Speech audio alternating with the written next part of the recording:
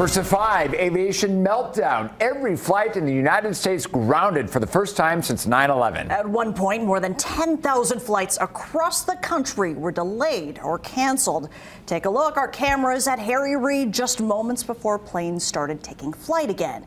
The ground stop lifted before 9 this morning, but the ripple effect continues tonight. And we begin with our team coverage tonight with Fox 5 reporter Danny Masson live at Harry Reid. Danny, are you seeing many flights still delayed tonight? John, yes, still lots of delays on the flight boards right now. And people I spoke with earlier this morning were worried that they weren't going to be able to make it to Vegas when they found out about the outage.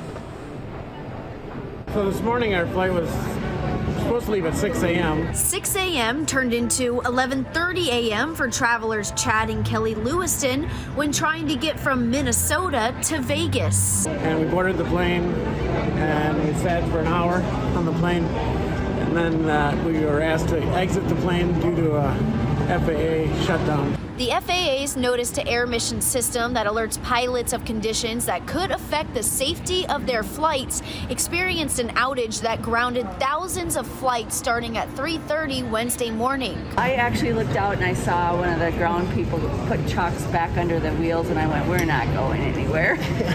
Others also experienced significant delays, and for one traveler, it felt all too familiar. We had scheduled a flight for, what was it, December 29th for the New Year's, and it was canceled. So we just arrived about 3.5 hours late.